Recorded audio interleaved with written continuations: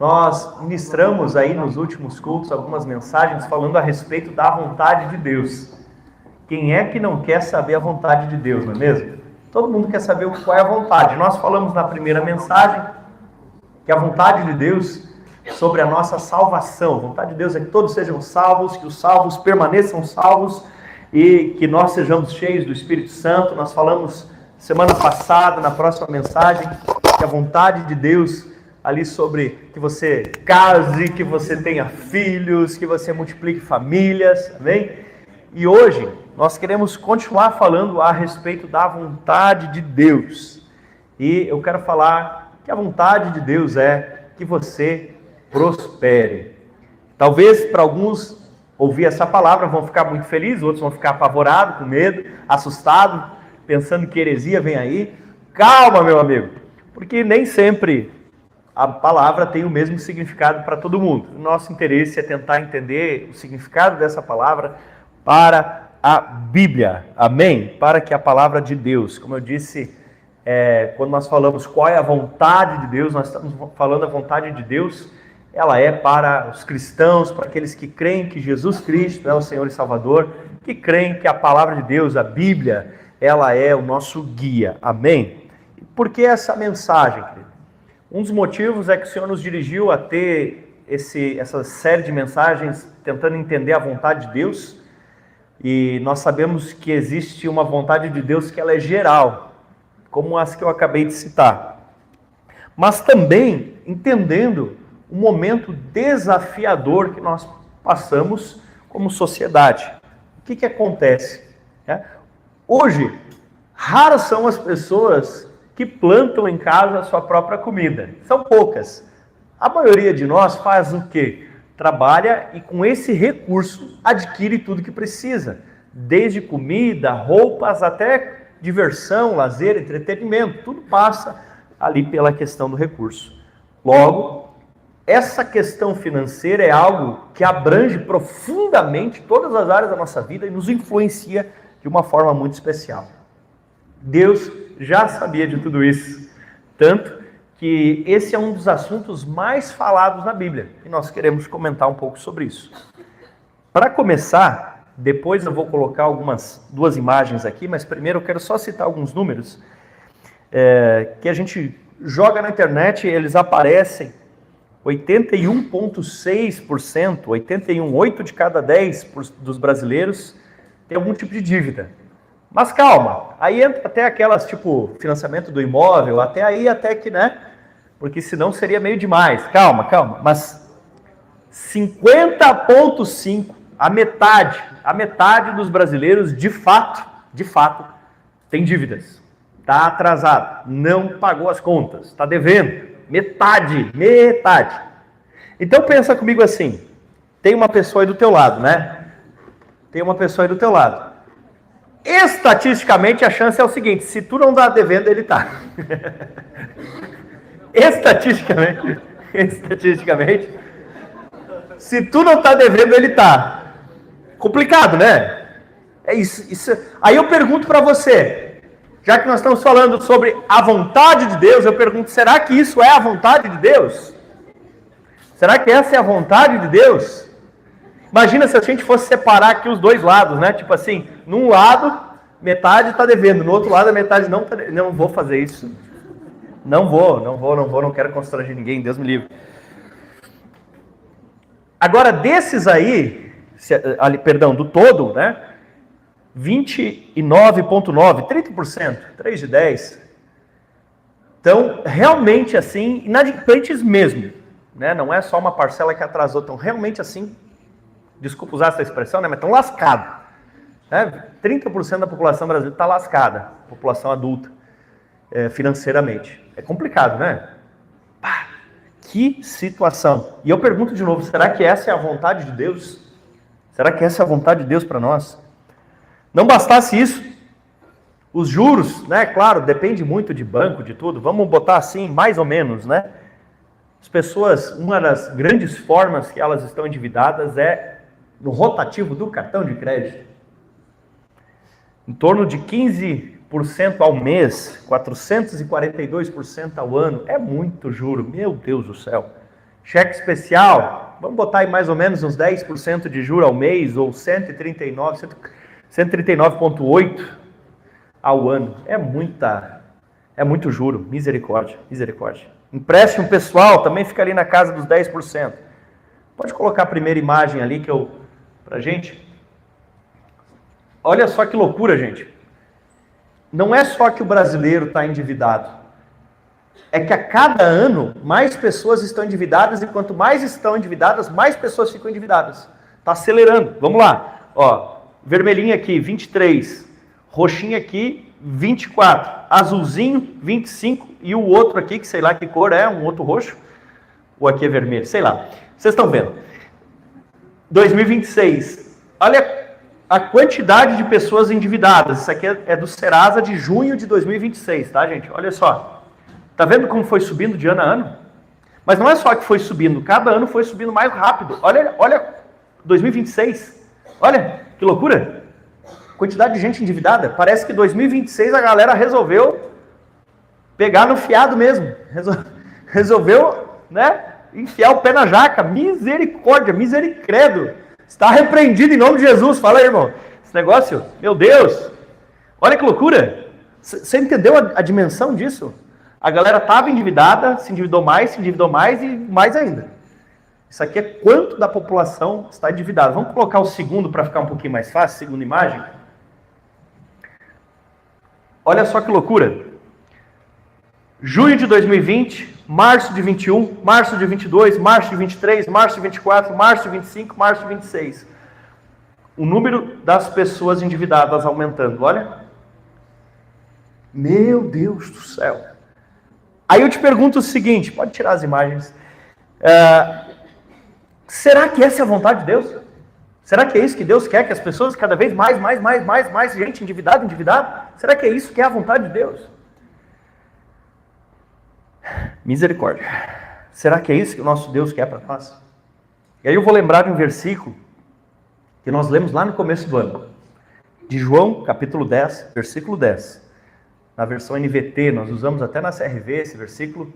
E ele diz: o ladrão vem para roubar, matar e destruir. Eu vim para dar uma vida plena que satisfaz. Ou eu vim para dar uma vida em abundância. Depende da versão que você usa. Eu achei interessante uma vida plena que satisfaz. E sinceramente viver sempre atolado em dívida não é uma vida plena que satisfaz.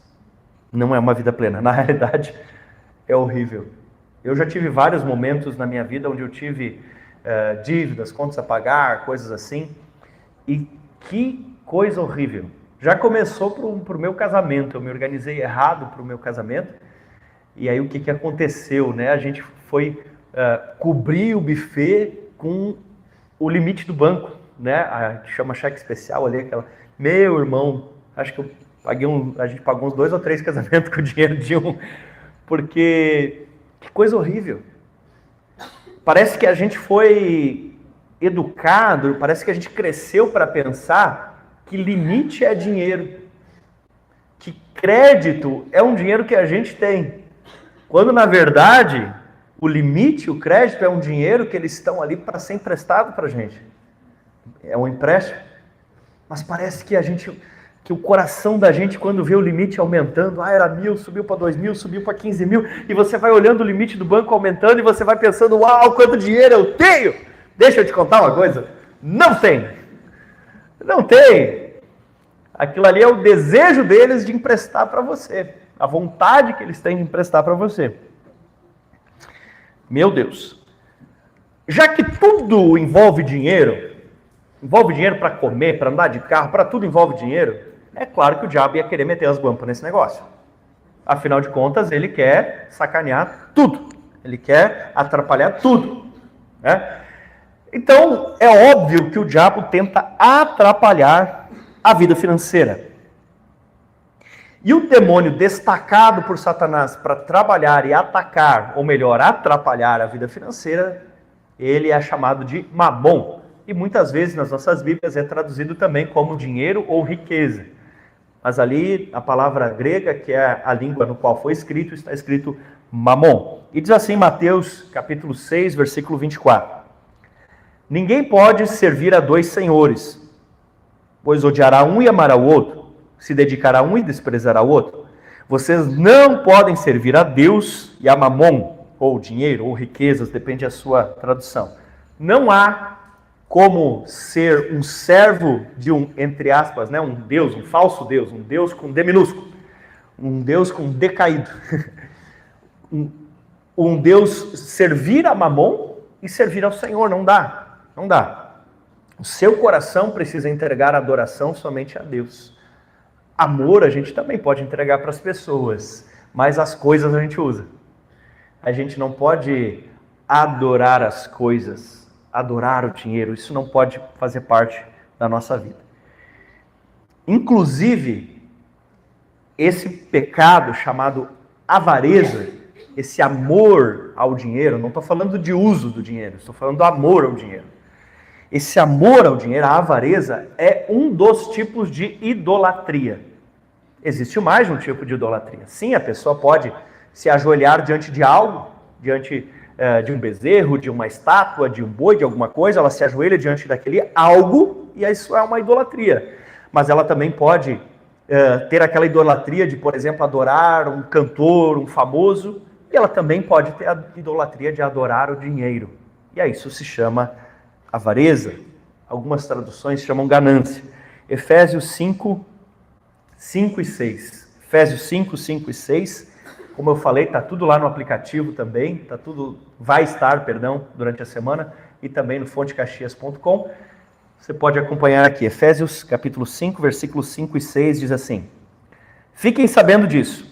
Nenhuma pessoa imoral ou impura ou avarenta, porque avareza é idolatria. Não fui eu que acrescentei, isso está na Bíblia, porque avareza é idolatria, certo? Tem herança no reino de Cristo e de Deus. Não se deixe enganar com palavras vazias, porque a ira de Deus vem sobre os filhos da desobediência por causa dessas coisas. Então, na carta de Paulo aos Efésios, a avareza ela é chamada de idolatria. Está escrito que essa pessoa não tem parte no reino de Deus, e está escrito que a ira de Deus vem sobre isso, certo? Então, amar ao dinheiro, estar preso ao dinheiro, viver apenas em função do dinheiro, é pecado, é idolatria, certo? Pastor, então certo é ser pobre. Ninguém disse isso, não está escrito isso. Não está escrito isso. Não está falando que o dinheiro em si é mal, não está falando que você não pode ter uma boa condição, não está falando que os ricos são pecadores, está falando que adorar o dinheiro, amar o dinheiro, ser avarento, isso é idolatria. Amém? Agora, além de Paulo escrever inspirado pelo Espírito Santo aos Efésios, ele escreveu também a região de Colossos. Colossenses 3, 5 a 7 diz quase a mesma coisa. Portanto, façam morrer tudo que pertence à natureza terrena: imoralidade sexual, impureza, paixões, maus desejos, avareza, que é a idolatria. Por causa dessas coisas, vem a ira de Deus sobre os filhos da desobediência. Vocês também andavam nessas mesmas coisas no passado, como viviam nelas. Então, o que acontece? É possível uma pessoa ser avarento sendo rica? Sim. É possível uma pessoa ser avarenta sendo pobre? Sim. Sim, porque a relação não está na quantidade de dinheiro, mas em como você olha para ele. Se os seus olhos forem cifras, né? Seus olhos forem... Então, você está sendo contaminado pelo pecado de avareza. Agora, olha que interessante 1 Timóteo 6,10.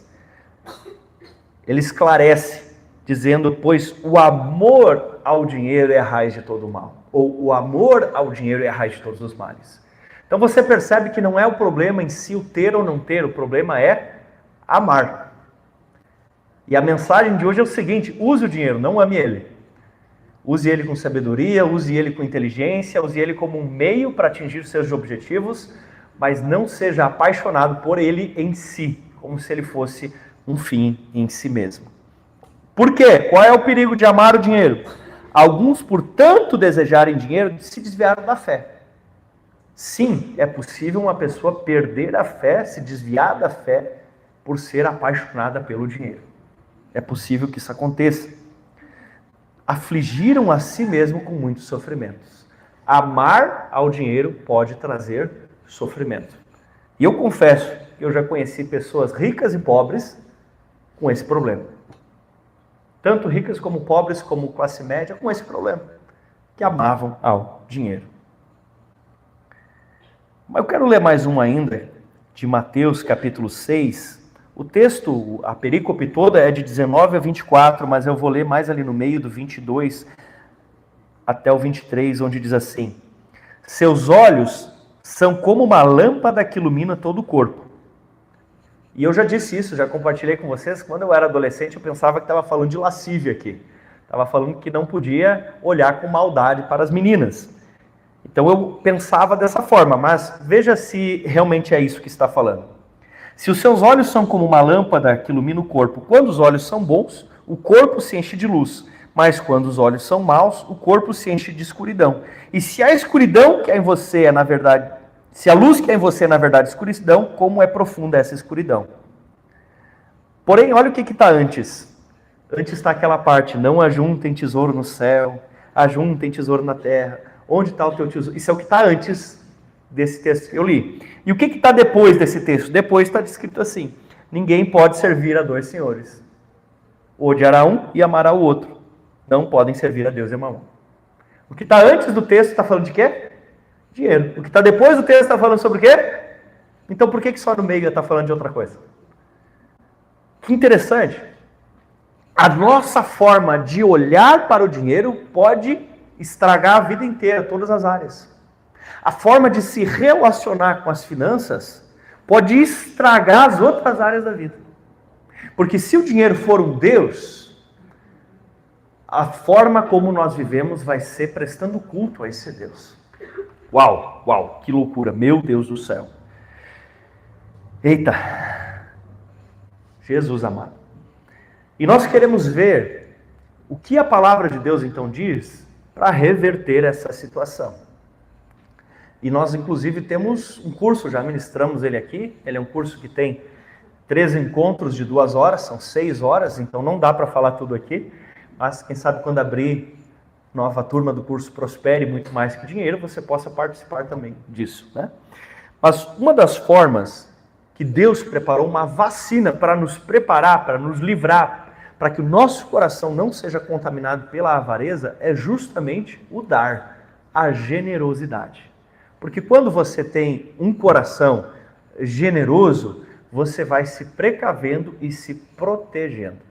Pensa bem, a própria questão dos dízimos, das ofertas.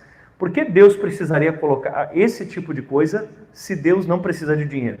Deus não precisa do teu dinheiro. E nem para a manutenção da igreja ele precisaria. Se ele quisesse, ele poderia fazer aparecer ouro aqui em cima. Ele diz, para mim a prata, para mim o ouro, ele poderia fazer tudo isso. Mas ele escolheu fazer com que o recurso viesse de nós mesmos para manter as coisas funcionando. Porque assim ele protege o nosso coração, para que nós sejamos generosos. Generosos. Sabe, a gente percebe quando um coração está contaminado com a avareza, quando ele acredita que ele não tem nada para dar.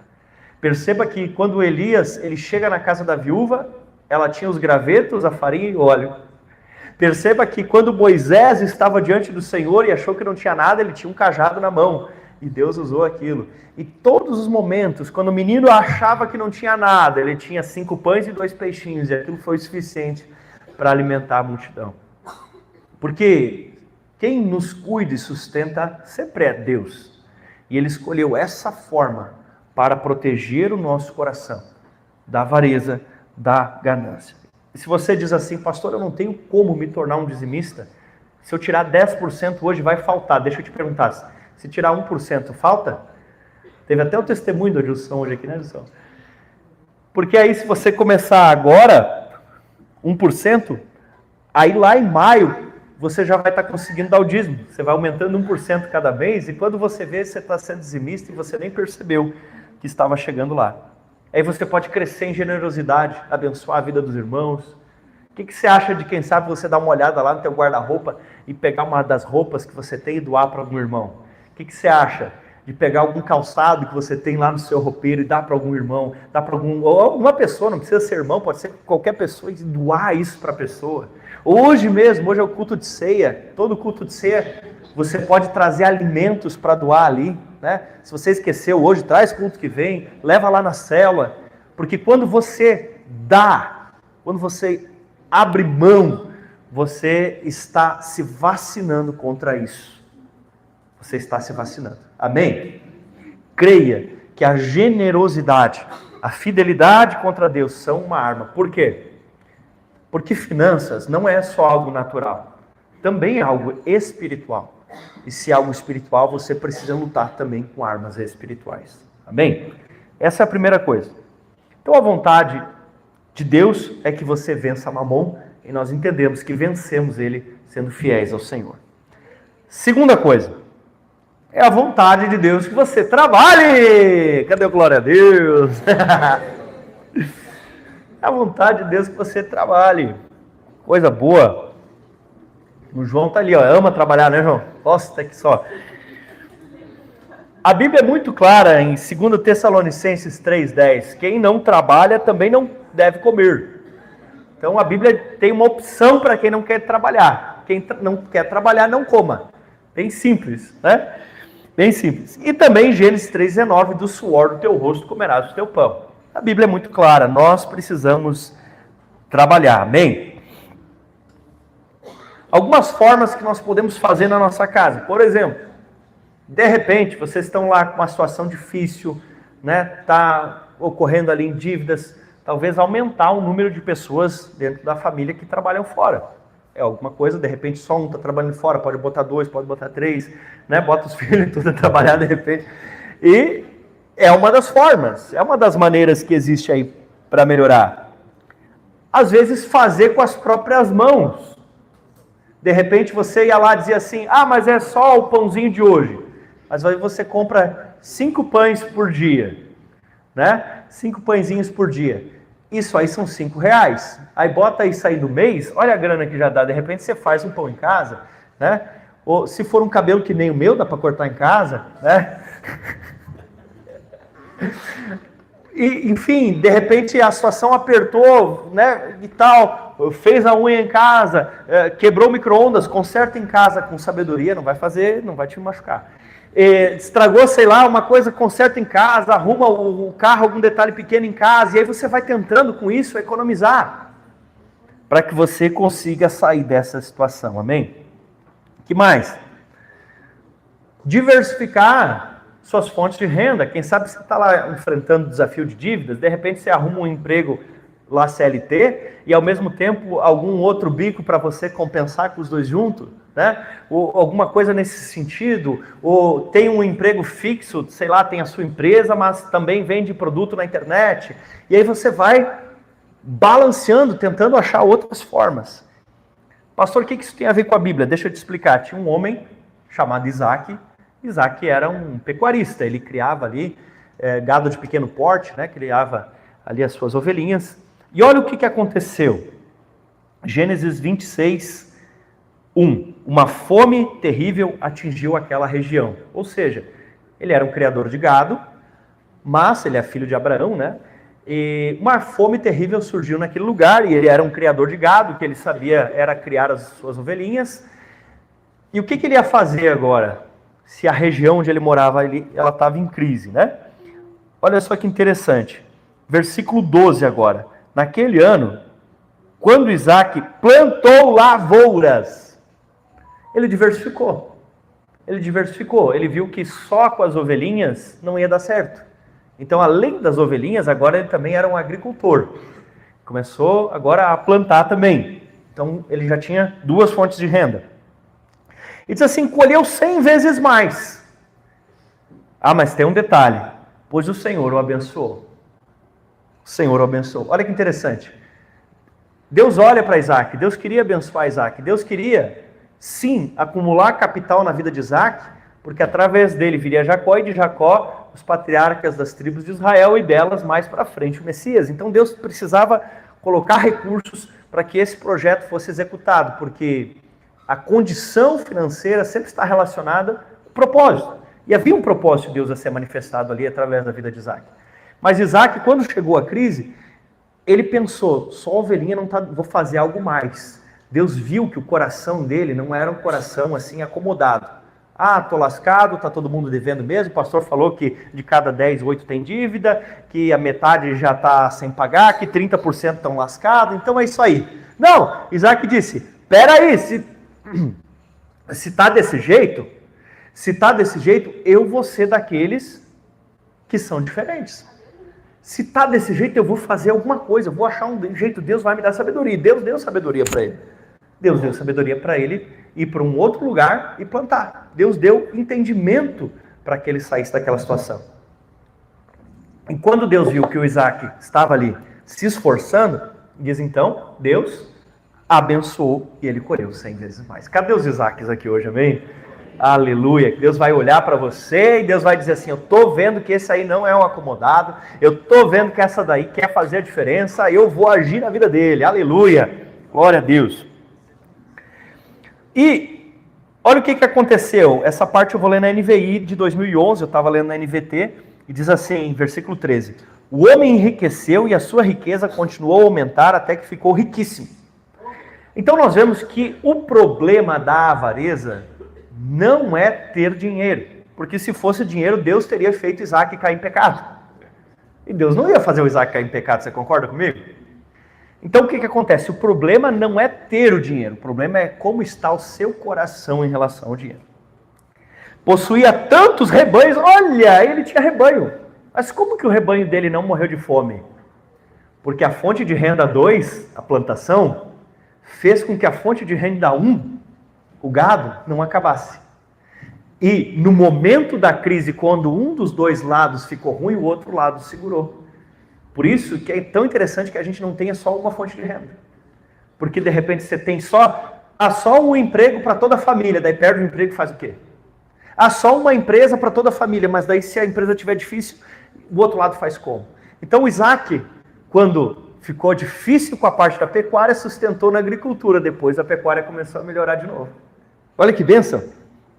Possuía tanto rebanho que até os filisteus ficaram com ciúme de como a coisa estava indo bem para ele. Glória a Deus, que bênção, que bênção.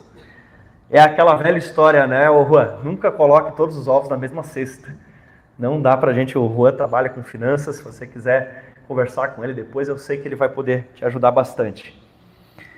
Que tal você ter uma renda que é fixa, que entra todo mês ali direitinho, você sabe que vai cair na sua conta, e alguma outra renda que dependa, né, de alguma variação, de algum fator externo, de alguma venda a mais, quem sabe? É interessante, pense aí.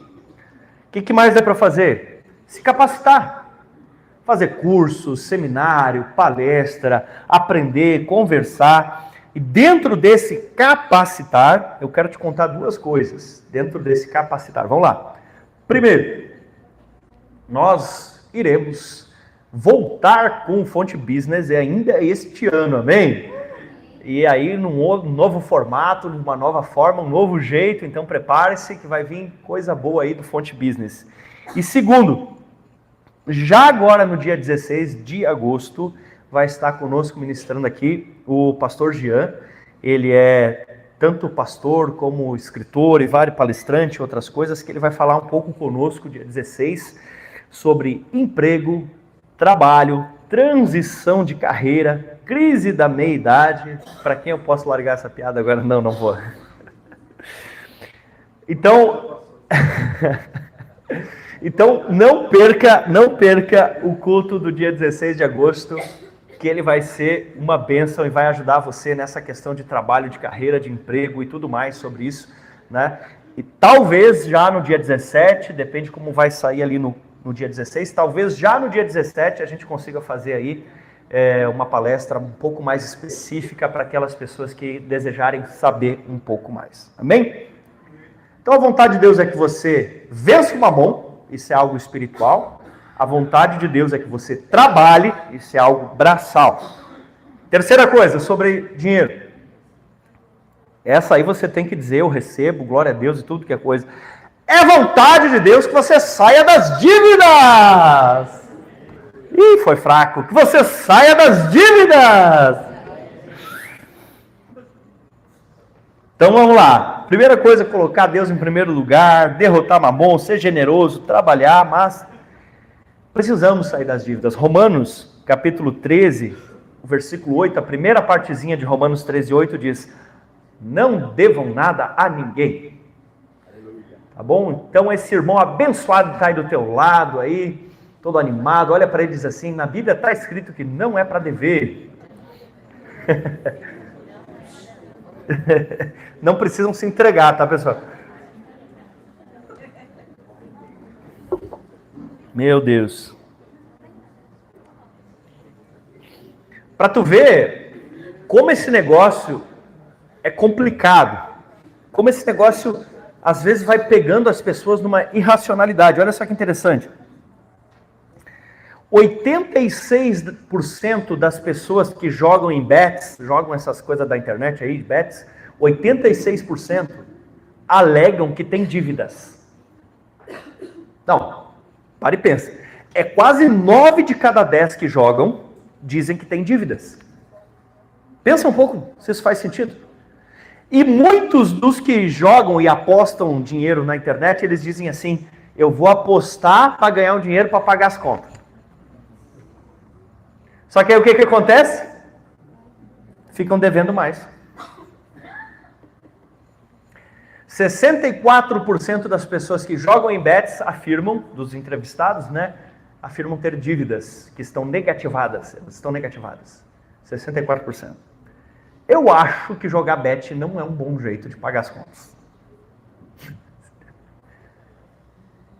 E tem até um nome agora para... tem se tornado um transtorno mesmo, uma patologia. Irmão, a gente brinca e tudo aqui, mas eu, com todo respeito, eu não estou debochando da sua cara se você joga. Por favor, não me entenda mal. Ao contrário, eu quero ajudar você a entender que isso é um problema e que você precisa buscar ajuda. Certo? Então, se você estivesse com depressão, eu diria para você buscar ajuda, problemas do casamento. Se você tem esse problema com bets, com jogos, procure ajuda. Seja de um pastor, de um psicólogo, seja do médico, procure ajuda, porque realmente isso tem se tornado um problema real. Anos atrás, quando falava em depressão, as pessoas riam, debochavam, né? Mas hoje, vício em bets existe, é real. E se você conhece alguém, ajude essa pessoa antes que seja tarde demais. Esse é realmente um grande problema. Outra coisa, Deus quer que você saia dessa dívida do rotativo do cartão de crédito, meu irmão. Tem gente que deve tanto no rotativo do cartão que não está nem mais no vermelho, já está no roxinho, já está coisa, entendeu? Né? Tem gente que deve R$1 milhão ali. É real. É real, joga lá na internet, depois você vai ver. Tem gente que deve R$1 milhão. Né? Eu nem sei como é que tem tanto limite, meu Deus. Eu acho que não é limite, né? Tinha o limite, daí usou tudo e daí foi rodando. É um juro absurdo, absurdo, absurdo. Você precisa conseguir sair disso. Você precisa organizar, sabe, de uma forma que de repente você consiga um outro tipo de crédito e quite esse, porque muitas pessoas, o que elas fazem? Elas vão todo mês só pagando o mínimo da fatura. E aí, de repente, aquele tênis barato que era só 100 pila, quando vê ele já virou quase R$450. Porque você foi só pagando o mínimo, o mínimo, o mínimo. Não dá para continuar assim. Tem que fazer alguma coisa para sair dessa situação. Então, talvez você diga assim, mas é que eu vou ter que baixar meu padrão de vida. Amigo, esse não é o teu padrão de vida. Você está vendendo o seu futuro, porque você vai ter que trabalhar para pagar, para manter um padrão de vida que você não pode ter ainda. Entendeu? Isso é muito complicado. Ah, pastor, mas eu não posso sonhar com ter um futuro melhor, um padrão melhor? Pode. Você não pode viver o padrão antes de ter conseguido conquistar ele. Então, primeiro você chega naquele patamar e depois você desfruta dele. E o que as pessoas geralmente elas fazem? Ao contrário, elas primeiro desfrutam e depois sofrem para pagar o padrão que elas já usufruíram. Provavelmente as dívidas que você tem hoje foi de erros que você fez ontem. O que você gastou a mais ontem provavelmente é o que hoje você chama de dívida. Complicado isso, né? Quem nunca errou nessa área? Eu já errei muito nessa área. Eu tive um período ali que eu pegava dinheiro de um cartão de crédito para pagar o outro cartão de crédito. Meu Deus! Imagina, que horror, né? Foi terrível, terrível. Não faça isso. Tente sentar e colocar essas coisas em dia. Será que é isso que Jesus quer para nós? Será que é isso, não poder atender o telefone, porque é sempre cobrança, não poder sair na rua, porque... Não é isso que Jesus quer para nós. Jesus quer ajudar você a sair dessa situação. E como eu sempre digo, o que não é organizado, ele é desperdiçado. Então, quanto a sua família tem de dinheiro? Quanto você recebe? Quanto vocês têm de recurso? E dentro disso, entender o que é prioridade, necessidade e o que é supérfluo. Prioridade. Eu preciso pagar, seja como for, não dá para não pagar. É prioritário. Por exemplo, talvez você considere prioritário pagar a conta de água. Você pensa, eu não posso pagar, sei lá, quem sabe, a conta de luz. O Adilson falou que naquela época para ele, prioritário era a parcela do imóvel. O que é prioritário? Certo? O que é necessidade? Necessidade é uma coisa que ela é muito importante, mas ela vem depois do prioritário. Então ela é importante, você tem que pagar, mas depois de pagar o que é prioritário. Tem coisas que são importantes, mas dá para jogar no mês seguinte ainda. De repente é muito necessário trocar o seu aparelho de celular, mas ele ainda está funcionando. Agora a prestação do imóvel está atrasada, tem que quitar para não perder o imóvel. Então você paga o imóvel e fica mais um pouquinho com o telefone usado. É uma necessidade? É, mas dá para esperar um pouquinho, porque eu tenho que honrar minha prioridade. Certo? E coisas supérfluas, não é que elas são desnecessárias, mas são coisas que muitas vezes a gente pode cortar, negociar. De repente você tem lá 4, 5 streamings, precisa tudo isso na condição que você está vivendo hoje? Né? De repente você tem lá, sei lá, manda o cachorro 5 vezes por mês no pet, de repente, né, você não pode fazer isso nesse momento da sua vida, né? De repente você gostava muito de mandar lavar o carro, mas no momento você mesmo tem que lavar, enfim. Cada família vai ter a sua ordem de prioridade, necessidade, supérfluo. É importante que você organize isso, que a família esteja junto nesse propósito, nesses objetivos, nesses sonhos, nessas metas. Bem? Agora é o 3 de novo, porque eu não mudei para o 4, mas deveria ser o 4. É a vontade de Deus que você tenha um futuro maravilhoso. Deus não quer apenas transformar essa realidade de hoje, mas Ele também quer ajudar você a ter um futuro. E graças a Deus, a gente não vai viver nessa terra para sempre. Entendeu? Graças a Deus a gente não vai... Sinceramente, né, quando alguns assim acreditam que a gente vai ficar voltando nessa terra, para mim não é muito confortável, porque eu penso assim, eu quero ir logo aí para a eternidade, para Nova Jerusalém, onde não tem choro nem dor. Aqui, Jesus disse, nesse mundo tereis aflições. Então, nós não vamos ficar para sempre aqui. Nós vamos ir para a eternidade. Mas já que nós não vamos ficar para sempre aqui, antes disso vem um período que é o quê? O envelhecimento. Às vezes a gente se esforça para envelhecer de uma forma um pouco mais devagar, mas cedo ou tarde todo mundo vai, de alguma forma, envelhecer. E, dependendo do seu tipo de trabalho, dependendo da sua organização, a sua curva de produtividade ela vai baixando. De repente você conseguia fazer tantos reais com 20, com 30, com 40, mas de repente ali pelos 60, 70, você diminuiu a sua capacidade de fazer renda. E aí, como você vai se sustentar? Como vai ser dali para frente? Sinto em te dizer que a Previdência Pública, né, o famoso INSS, ele está com sérios problemas. O governo federal está com as contas de uma forma assustadora. Não é só o brasileiro que está atolado em dívidas, é o Brasil, o país está muito endividado. E, sinceramente, é difícil a gente saber até quando o INSS vai conseguir sustentar a pessoa quando ela chega na terceira idade. Começa a ficar difícil. Cada vez mais eles estão jogando a idade para mais tarde, colocando mais requisitos, e a coisa está ficando um pouco estranha. Então, nós não sabemos se quando for a nossa vez de se aposentar, se o INSS vai cobrir. Nós não sabemos. Não é possível ter uma certeza. Há uma esperança, mas não há uma certeza.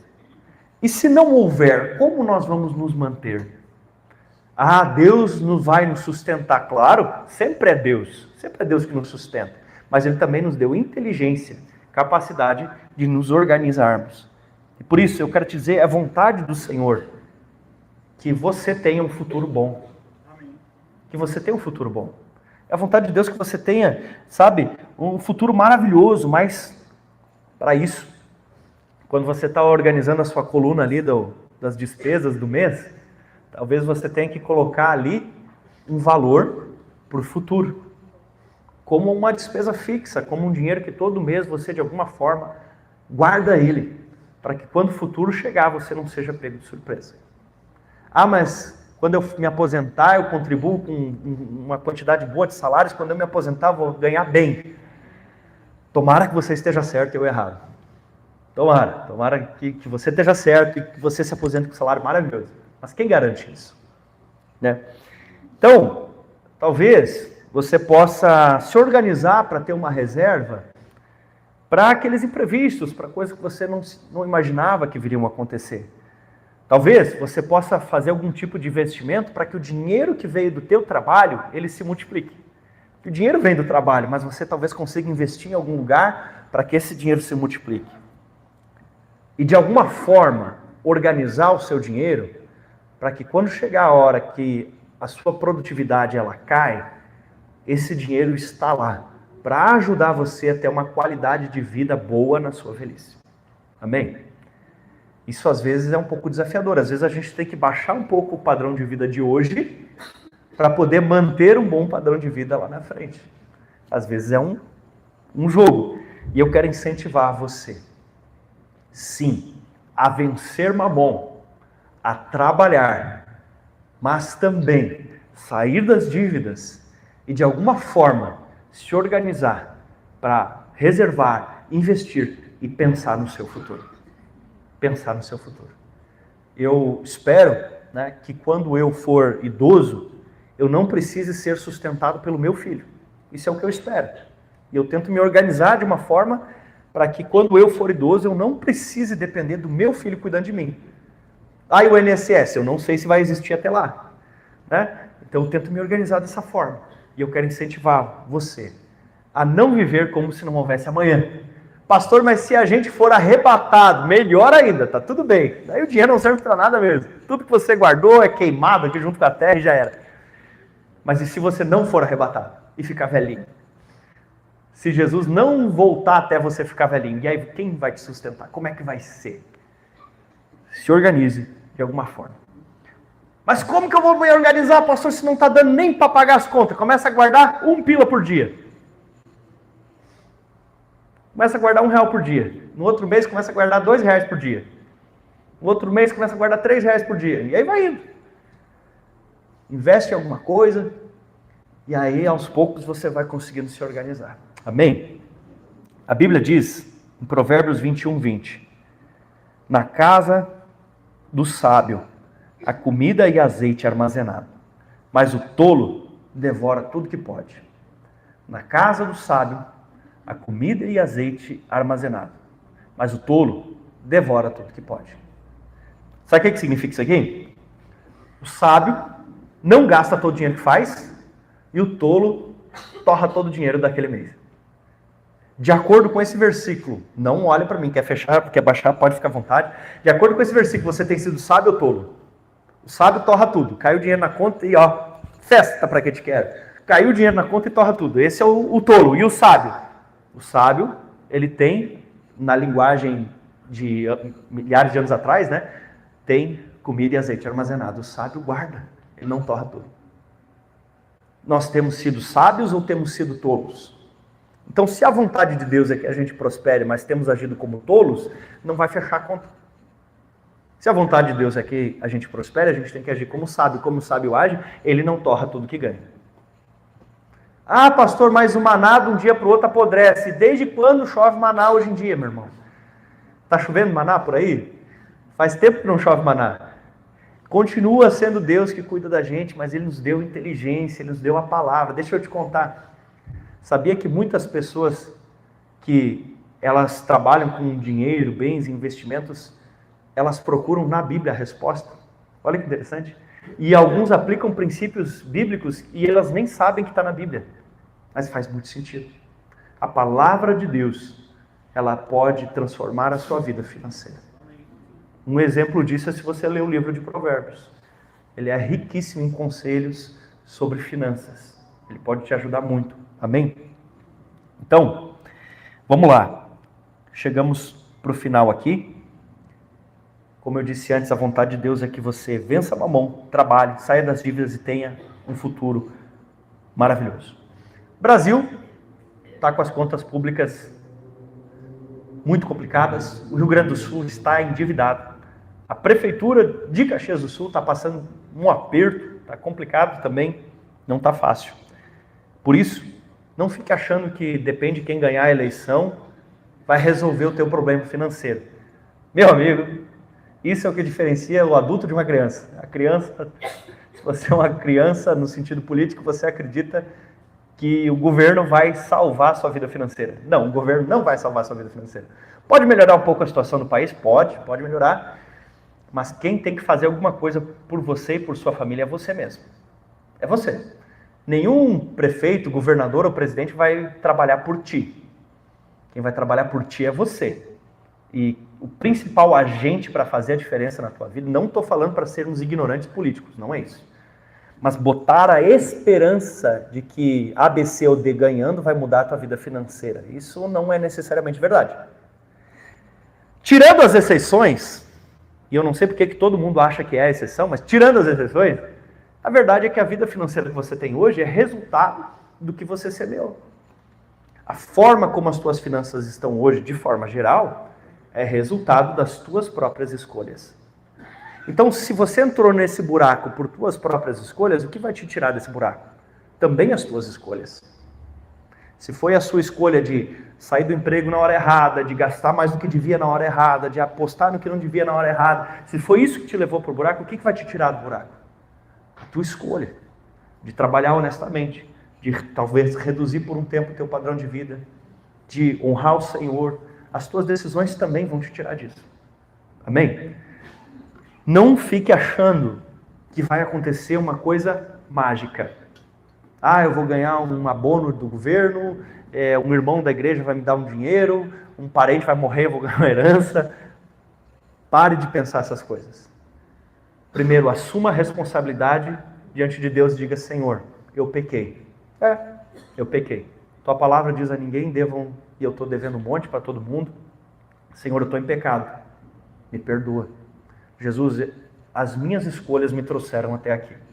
Fui eu que gastei, não foi o diabo que passou o cartão de crédito para mim, fui eu. Não foi Jesus que digitou a senha na hora de eu pegar o empréstimo, fui eu.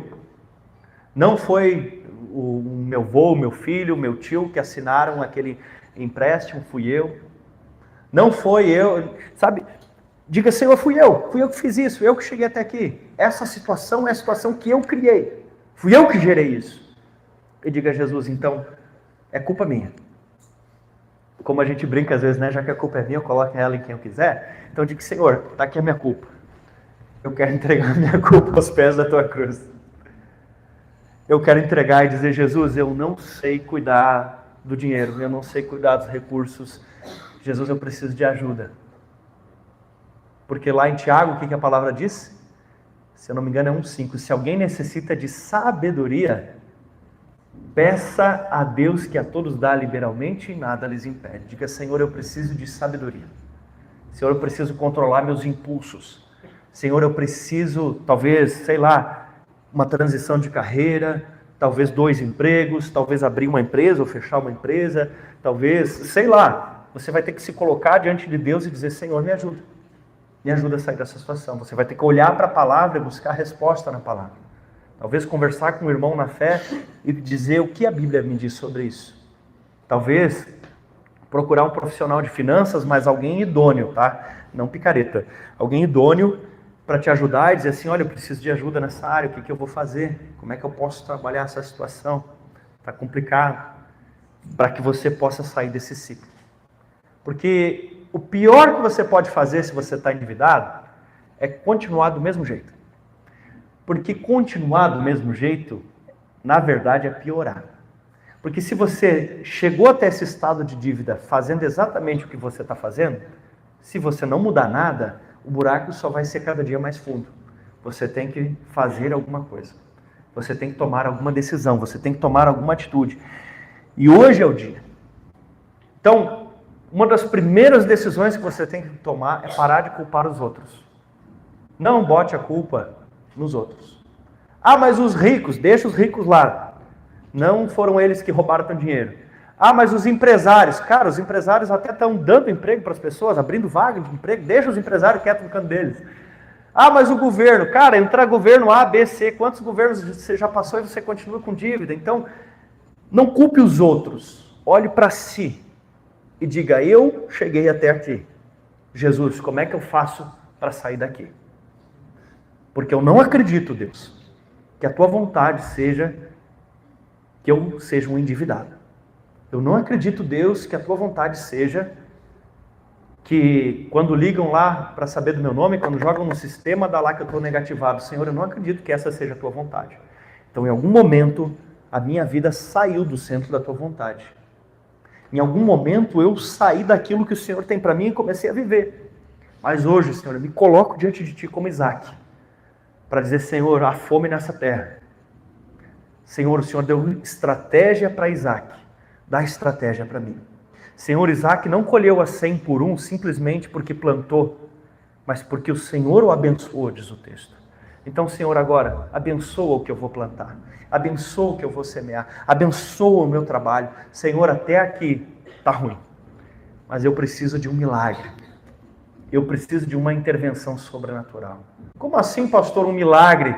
Ué, você já não viu Deus curar doente? Viu, né? Você já não viu Deus salvar condenado? Viu? Por que Deus não pode libertar você das dívidas? Por que Deus não pode libertar você das dívidas? Tirar você dessa situação? Ele pode? Você acha que ele tem poder para isso? Poder ele tem. Está na hora de nós tomarmos decisões, boas decisões, para que esse favor de Deus se manifeste na nossa vida. Amém?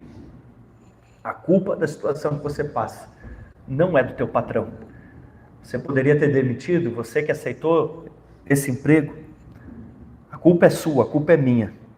E a resolução, ela está em nós, colocarmos tudo e buscarmos a ajuda de Jesus. Eu gosto de dizer que prosperidade é ter ampla suficiência para viver todo o propósito de Deus para as nossas vidas. Eu quero ler o último trecho da Bíblia que se encontra em 2 Coríntios 9, 8 a 11. 9, 8 a 11. Esse aqui eu vou ler na NVI de 2011, que diz assim: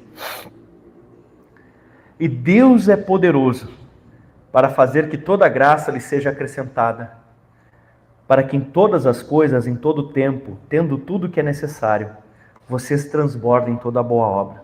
Vocês serão enriquecidos de todas as formas, para que possam ser generosos em qualquer ocasião. E por nosso intermédio, a sua generosidade resulte em ação de graças a Deus. Aleluia. Meu Deus. Deus quer levantar Isaques para serem oásis em meio ao deserto. A situação do país está calamitosa? Está. Mas Deus quer levantar você com oásis em meio ao deserto, para que através da tua empresa várias pessoas recebam emprego, para que através do teu emprego toda a sua família seja abençoada, para que através do exercício da tua profissão você possa abençoar aqueles que estão ao seu redor, porque está ligado ao propósito de Deus. E o propósito de Deus nunca tem a ver só com você. Em ti serão benditas as nações da terra, falou o Senhor para Abraão e Isaque. E Ele fala para nós também. O Senhor deseja mudar a tua realidade financeira, não é simplesmente para que você compre um tênis da marca. Ele quer mudar a tua realidade financeira, para que através de você, pessoas sejam abençoadas também. Porque com certeza, a vontade de Deus não é que você seja um endividado. A vontade de Deus é que você prospere. Quero convidar o Ministério de Louvor e Adoração para me ajudar aqui. E se você pode se colocar de pé e fechar os teus olhos para um momento de reflexão diante de Deus. Que você nesse momento possa pensar como está a sua vida financeira. Às vezes, eu não vou taxar como sempre, mas às vezes quando nós entramos num ciclo de dívidas, nós podemos estar cometendo pecado. Seja o pecado da avareza, que é a idolatria, seja o pecado do desperdício, enfim. E eu quero convidar você a arrepender o seu coração nesta noite e dizer: Jesus, me perdoa. A Bíblia diz que toda a casa, do qual toda a casa recebe o nome, ou seja, você é o fulano de Jesus, a Maria de Jesus, o João de Jesus, a Isabel de Jesus, o Ricardo de Jesus. E quando nós, que somos de Jesus, entramos em dívida, aí é o Cid de Jesus que está devendo, fica feio, porque o nome de Jesus está sobre nós. E se Jesus disse que nós podemos dizer: esse monte sai da cá e vai para lá, eu vi uma vez um pastor brincando, ele disse: por que não dizer esse monte de dívidas, sai daqui e vai para lá? Como o Senhor fez com Isaac, dando sabedoria e estratégia, Deus vai dar para você também, para que você enfrente esse gigante na sua vida. Assuma a responsabilidade, e diga: Senhor, a culpa é toda minha, já que ela é minha, eu coloco aos pés da cruz. Eu creio que Jesus morreu na cruz também para pagar o pecado das nossas dívidas. Sim, há exceções, mas de forma geral, se estamos endividados, é porque pecamos. Pecamos ao gastar demais, pecamos ao trabalhar de menos, pecamos ao tomar decisões erradas, pecamos. Mas o Senhor não rejeita um coração contrito, um coração arrependido, não desprezará o Senhor. Eu conheço pessoas que estavam vivendo numa situação deplorável que parecia não ter como mudar, mas confiaram em Deus, arregaçaram as mangas e hoje vivem uma situação transformada, que nada se parece a que estavam antes. Deus pode fazer esse milagre na sua vida. O Deus que pode fazer o paralítico andar também é o mesmo Deus que pode fazer a sua vida financeira destravar. O Deus que faz o cego enxergar também pode abrir os teus olhos para conseguir perceber a situação que você está e como transformar ela. A vontade de Deus é que você prospere. A vontade de Deus é que você saia dessas dívidas. Mas isso está diretamente relacionado à sua decisão hoje de assumir a culpa. E não só a culpa, a incapacidade de dizer: eu vou procurar ajuda de Deus, dos irmãos, de um profissional, do que for, mas eu não aceito mais estar. Eu estou inconformado de estar nessa situação. Fui eu que entrei nesse buraco, agora Deus me dá força para sair dele. Senhor, nós confessamos diante de Ti o pecado da avareza. Nós confessamos diante de Ti o pecado da dívida. Em certo sentido, até a gula.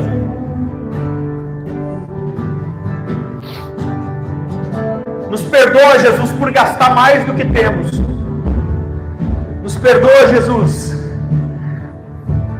pela desorganização, pela preguiça, pelo desperdício. Nos perdoa, Jesus, pelo futuro. Nos perdoa, Jesus, por querer viver no padrão que não atingimos ainda, acima daquilo que temos condições de manter. Perdão, Jesus. Perdão por ficar com vergonha e às vezes pela vergonha querer aparecer diante dos outros o que não somos. Perdão, Jesus.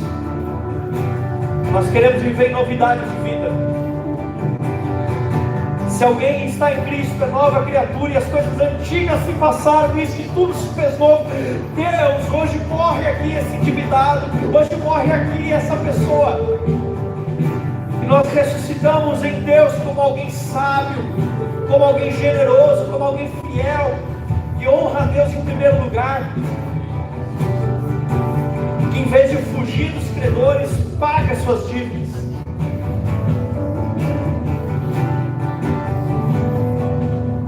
Oh Deus, peça perdão ao Senhor por todas as vezes que você não tinha recurso, mas foi lá e fez algo simplesmente por prazer, sabendo que não podia.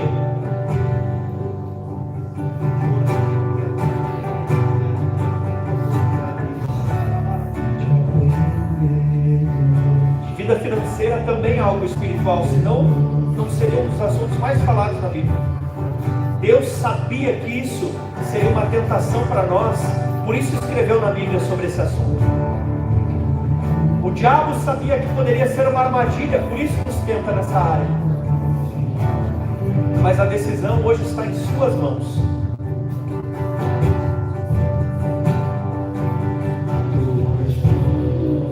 Arrependa-se diante do Senhor. Arrependa-se diante do Senhor.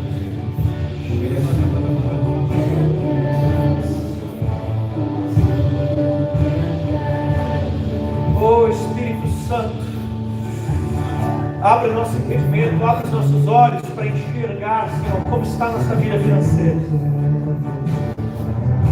Nos ajuda a conversar sobre isso em casa. Tira de nós o orgulho, a vaidade, tira de nós a preguiça.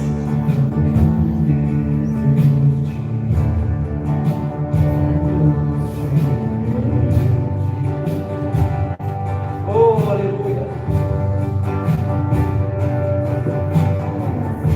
É que um minuto aqui vale mais que uma vida.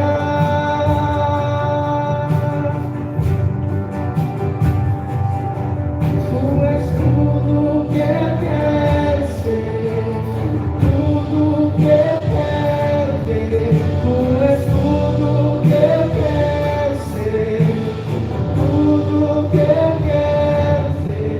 Tu és tudo que eu quero ser, tudo que eu quero ter.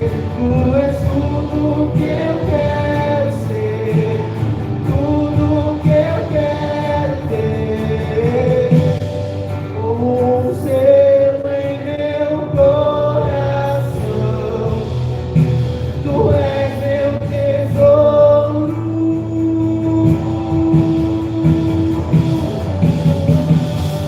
Muitas águas vêm sobre mim, me sinto seguro,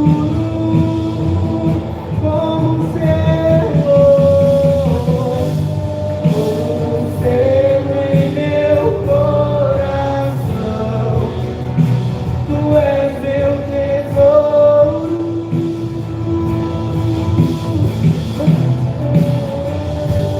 Muitas águas vêm sobre mim, me sinto seguro. Pra onde eu vou, tem você.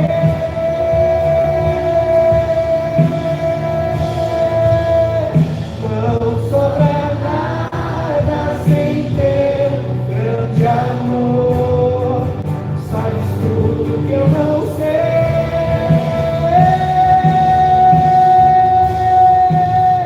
E o que eu preciso é estar contigo. E aonde eu vou, Faça uma aliança com o Senhor.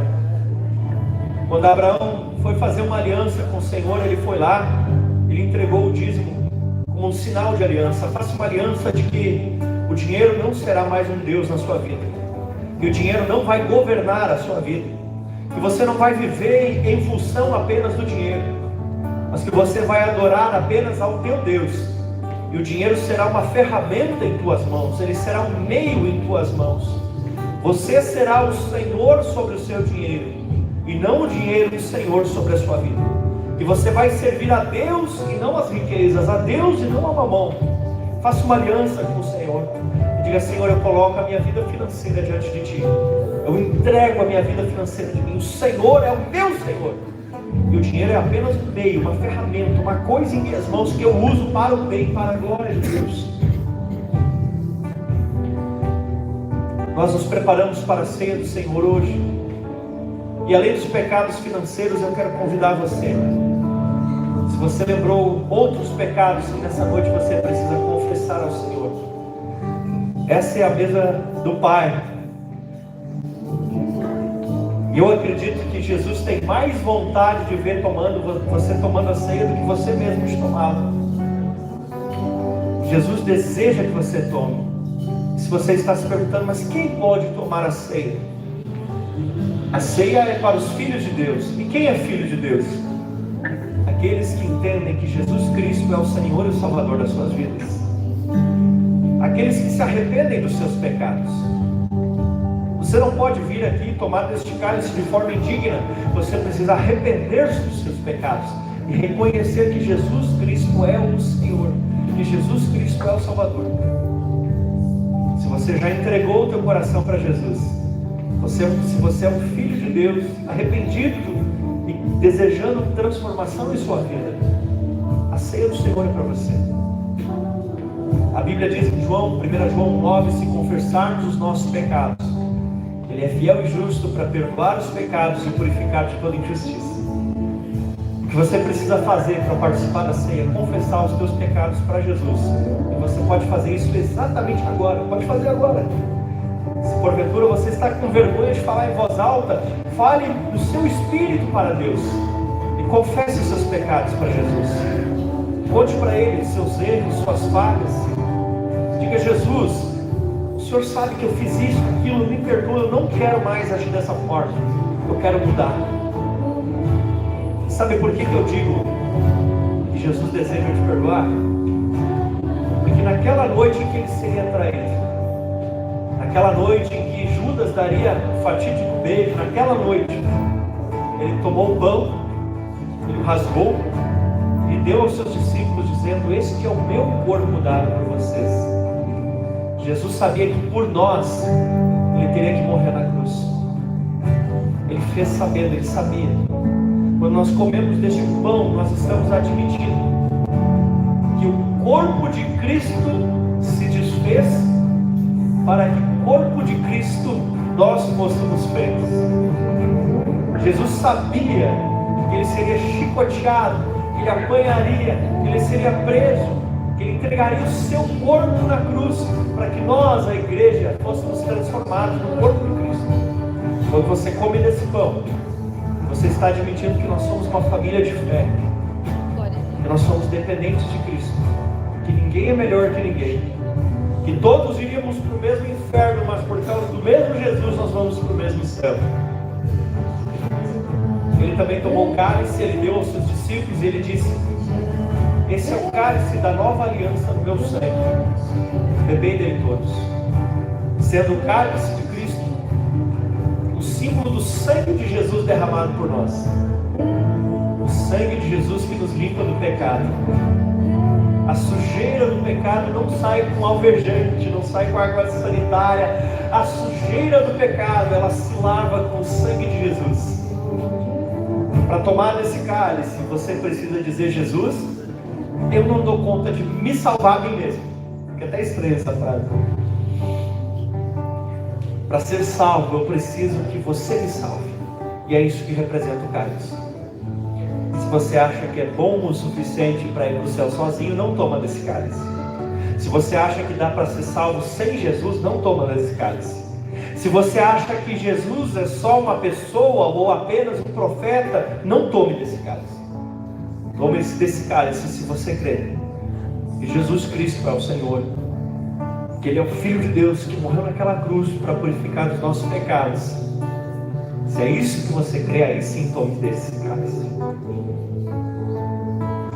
Você pode, quando for a hora, também tomar o seu cálice e o pão para os seus filhos e ensinar sobre isso para eles, e você mesmo ministrar a ceia sobre a vida dos seus filhos.